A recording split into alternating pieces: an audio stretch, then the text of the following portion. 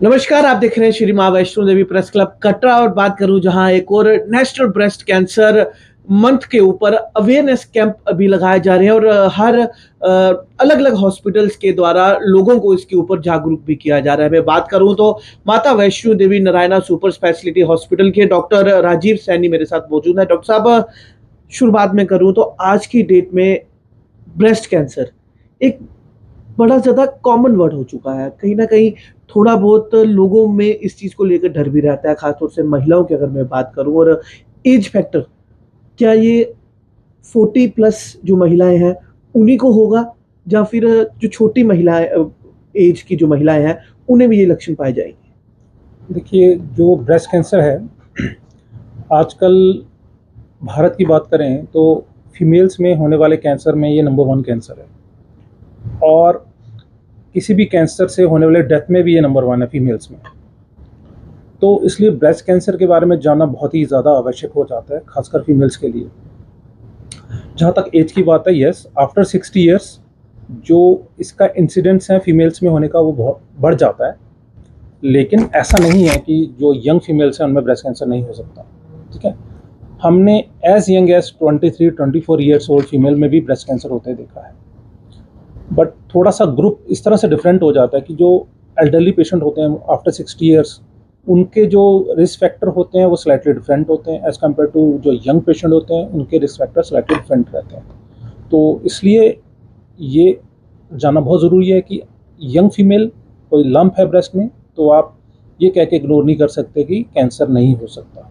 तो उसके लिए उसकी जांच बहुत आवश्यक बन जाती है। बिल्कुल डॉक्टर साहब, ये तो रही एज की बात। जिस तरीके से आपने बताया कि एक 22 या 23 इयर्स की ओल्ड अगर कोई गर्ल है उसे भी होगा और एक 60 इयर्स के बाद जो है वो सिम्टम अलग हो जाते हैं। डेथ रेट की अगर मैं बात करूँ तो क्या अन्य कैंसरों के मुकाबले इसका डेथ रेट ज़्यादा है जहाँ डेथ रेट इसमें कम है? अगर टाइम से अगर पेशेंट आपके पास आ रहा है, डॉक्टर के पास ट्रीटमेंट के लिए पहुँच रहा है, वो तो ठीक है, पर ज़्यादातर डॉक्टर्स के पास लोग पहुँचते हैं 4th स्टेज पे। जब उन्हें पता है कि नहीं, अब हमारे हाथ में कुछ नहीं रहा, अब हम डॉक्टर के पास पहुँच रहे हैं, तो उस समय डॉक्टर क्या ट्रीटमेंट देगा? देखिए, जो ब्रेस्ट कैंसर है इसकी एक खास बात ये है कि ये फीमेल का एक्सटर्नल बॉडी पार्ट है। ठीक है ना, जो भी हमारे किसी भी कैंसर में जो इंटरनल बॉडी पार्ट्स कैंसर होते हैं ना, उनको डायग्नोज करना थोड़ा सा मुश्किल होता है और वो cancer most of the time हमें लेट स्टेज में डिटेक्ट होते हैं। लेकिन ब्रेस्ट कैंसर क्योंकि एक्सटर्नल पार्ट ऑफ बॉडी है और मोस्ट ऑफ द टाइम ये लंप करके प्रेजेंट करता है, तो 90% ऑफ द टाइम अगर कोई फीमेल थोड़ी सी भी जागरूक है अपनी सेहत को लेके, तो हम इसको स्टेज 1 या स्टेज 2 में डिटेक्ट कर सकते हैं 90% ऑफ द टाइम। 100 में से 90 फीमेल को हम स्टेज 1 या स्टेज 2 में ही डिटेक्ट कर सकते हैं, जिसमें cure rate is as good as 100%। ठीक है, केवल 10% फीमेल में ये हमें स्टेज 4 में डायग्नोस होता है, या फिर वो फीमेल जो अपने सिम्टम को बहुत देर तक इग्नोर करते रहते हैं, उनमें जाके लेट स्टेज में डायग्नोस होता है। ब्रेस्ट कैंसर के बहुत अलग अलग टाइप रहते हैं। मोटा हम 4 टाइप में ब्रेस्ट कैंसर को डिवाइड करते हैं। तो उनमें कुछ ब्रेस्ट कैंसर के टाइप होते हैं जिसमें थोड़े जो एग्रेसिव माने जाते हैं, वो अगर स्टेज 4 में भी आते हैं, तो ऐसा नहीं है कि स्टेज 4 में है तो अब कोई इलाज नहीं है। स्टेज 4 में भी पेशेंट, जो हमारे पास कई पेशेंट है जो 10-10, 15-15 साल भी निकाले हैं जिन्होंने, तो ऐसा नहीं है कि स्टेज 4 में आ रहे हैं तो कोई ट्रीटमेंट नहीं है, कोई कुछ नहीं कर सकता, ऐसा बिल्कुल नहीं। बिल्कुल। डॉक्टर साहब, what are the common side effects of chemotherapy? और अगर ये जब कीमोथेरेपी जब होती है उसके बाद कुछ ऐसे लक्षण जो पाए जाते हैं, उसके ऊपर किस तरीके का एक मतलब लोगों में डर रहता है कि जैसे मैं अगर कॉमनली बोलूँ तो लोगों को होता है कि हाँ, अब कीमो शुरू हो चुकी है तो मेरे बाल झड़ जाएँगे। इसके अलावा और भी कुछ साइड इफेक्ट्स होते हैं? देखो, कीमोथेरेपी जो हम देते हैं ये बहुत ही इम्पॉर्टेंट पार्ट है ब्रेस्ट कैंसर के ट्रीटमेंट का। और ये है कि इसमें जो साइड इफ़ेक्ट होने वाले हैं, होते हैं साइड इफ़ेक्ट, लेकिन अगर पेशेंट जब हमसे मिलता है, जब फर्स्ट टाइम हमसे मिलता है, तो हम उनको डिटेल में एक्सप्लेन करते हैं कि आपकी बीमारी की क्या स्टेज है, इसमें क्या-क्या ट्रीटमेंट होगा, कीमोथेरेपी आपको लगनी है नहीं लगनी। एक तो ये है कि हर स्टेज में कीमोथेरेपी नहीं लगती है।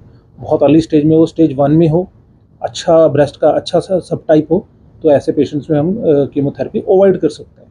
ठीक है, तो इसलिए उसको जल्दी डिटेक्ट करना और इम्पॉर्टेंट हो जाता है। बाकी जब पेशेंट हमारे पास आता है, हम कीमोथेरेपी के साइड इफ़ेक्ट्स होने वाले हैं वो डिटेल में डिस्कस करते हैं, पेशेंट को रिश्योर करते हैं। तो इसलिए पेशेंट अगर अपने साइड इफ़ेक्ट को लेके जागरूक है, जानकार है, तो वो इसकी इंटेंसिटी को कम किया जा सकता है। बाकी कीमोथेरेपी से होने वाले साइड इफ़ेक्ट हैं, जैसे कि आपने बोला कि हाँ, बाल गिर जाते हैं, बिल्कुल गिरते हैं, ठीक है? और मैं जो जिस पेशेंट को कीमोथेरेपी लगेगी उसमें फीमेल को ये बाल घिरेंगे ही घिरेंगे।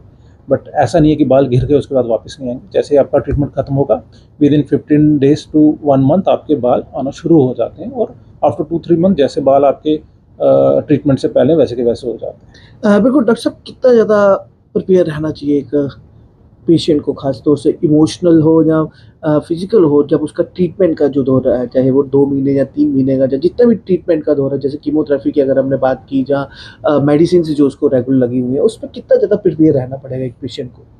देखिए, कैंसर जैसे मैं बताता हूँ, कैंसर जब डायग्नोस होता है तो not only patient is affected, उसकी फैमिली भी सारे इफ़ेक्ट होते हैं। उनके चाहे हस्बैंड हो, चाहे पेरेंट्स हों, चाहे बच्चे हों, सब इफ़ेक्ट होते हैं इससे। इसलिए ये एक सिंगल अप्रोच नहीं है, ये एक कोलैबोरेटिव अप्रोच है पूरी फैमिली की। तो इसमें पेशेंट को प्रिपेयर होना है, फैमिली को प्रिपेयर होना है, क्योंकि यहाँ पे फैमिली सपोर्ट बहुत इंपॉर्टेंट बन जाता है। क्योंकि एक ऐसी चीज़ है, ऐसी डायग्नोस होते हैं, क्योंकि लोग बहुत ज़्यादा इसके लिए अवेयर नहीं होती है, फुल नॉलेज नहीं होती है, तो बहुत डरते हैं। तो इसलिए अगर फैमिली सपोर्ट है ऐसे फीमेल्स को, और क्योंकि फीमेल्स का यंग फीमेल्स में भी होता है, फैमिली सपोर्ट बहुत अच्छा है, बहुत अच्छा इमोशनल सपोर्ट है पेशेंट को, तो पेशेंट की रिकवरी बहुत अच्छी होती है। क्योंकि पेशेंट की जितना पॉजिटिव अप्रोच होगी, जितनी उसकी विल पावर स्ट्रांग होगी, साइड इफ़ेक्ट उतने कम रहेंगे, और उनसे उभरने की उसकी क्षमता और उसकी एंथुसियाज़्म उतना ही अच्छा रहेगा। इसलिए फैमिली सपोर्ट बहुत बहुत इम्पोर्टेंट है। इसके अलावा पेशेंट को जितना अवेयर हो सकते हैं अपनी बीमारी को लेके, जितना अवेयर हो सके, डॉक्टर से जितना डिस्कस कर सके, हर एस्पेक्ट को, हर पहलू को अपने डॉक्टर से डिस्कस करें, चाहे वो उसके साइड इफ़ेक्ट हो, चाहे उसका ट्रीटमेंट हो, चाहे उसके ट्रीटमेंट के बाद का समय हो।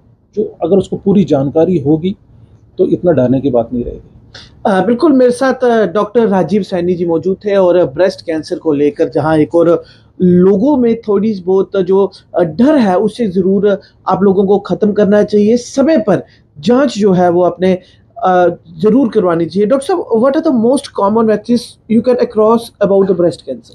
देखो, मिथ्स की बात आती है, जो मिथ्स तो कैंसर को लेके काफ़ी ज़्यादा है, खासकर ब्रेस्ट कैंसर को लेके। और ये इन मिथ की वजह से ट्रीटमेंट बहुत इफेक्ट होता है, डायग्नोसिस लेट हो सकता है। तो इसलिए मैं 2-4 बहुत इंपॉर्टेंट मिथ्स आपको बताना चाहता हूँ। पहला इंपॉर्टेंट मिथ जो रहता है लोगों में, कि जो ब्रेस्ट कैंसर है ये फीमेल में हो सकता है, मेल में नहीं हो सकता। बिल्कुल। ठीक है ना? तो ये बिल्कुल गलत है। 1-3% ऑफ ब्रेस्ट कैंसर मेल्स में भी होता है, और हमारे पास कई ऐसे मेल पेशेंट्स हैं ब्रेस्ट कैंसर के जो हमसे ट्रीटमेंट ले गए हुए हैं, जो ठीक है इस वक्त। इसलिए अगर मेल के अंदर ब्रेस्ट में कोई लंप है, कोई चेंजेस है ऐसे, तो वो इग्नोर नहीं होने चाहिए, क्योंकि अगर उनको लगता है कि मेल में ब्रेस्ट कैंसर नहीं होता, तो ये सरासर गलत है।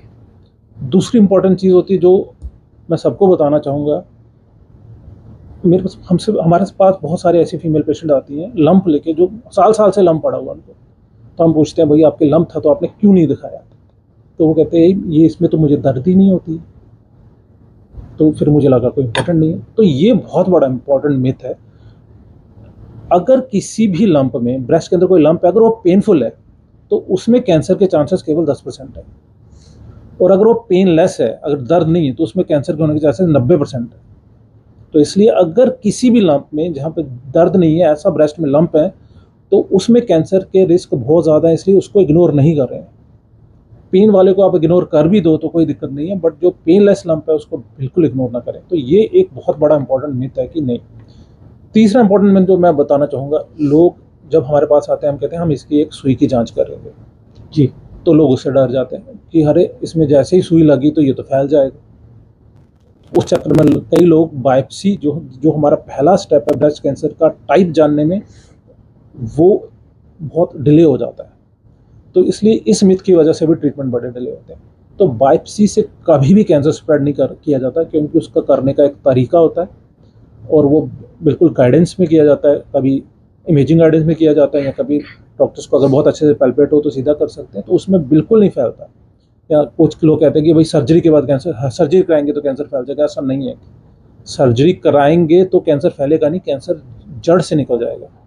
तो ये एक इम्पॉर्टेंट मिथ है जो मैं लोगों को बताना चाह रहा था। ये 3 इम्पॉर्टेंट मिथ है जिसको बिल्कुल इग्नोर ना किया जा सके। बिल्कुल डॉक्टर साहब, एक अहम सवाल लास्ट, जी, जी। जैसे आपने सर्जरी की बात की, तो सर्जरी के बाद एक पीरियड रहता है, मतलब साल, 1.5 साल, 2 महीने, कितना समय रहेगा कि टोटल कैंसर तो खत्म हो गया, पर रिकवरी को कितना सा समय लगेगा कि बॉडी कितनी समय देर में रिकवर कर लेगी इसको?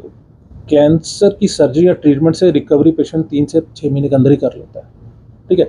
रिकवरी से ज़्यादा इंपॉर्टेंट होता है फॉलोअप। पेशेंट को कैंसर हुआ, उसने ट्रीटमेंट कराया, सर्जरी कराई, कीमो करवाई, हार्मोनल थेरेपी उसकी चल रही, हो गया इसका, उसके बाद कई बार ये लोग होते हैं कि अब तो हमारा इलाज खत्म हो गया, अब क्यों जाना हमने डॉक्टर के पास। ये बहुत गलत है।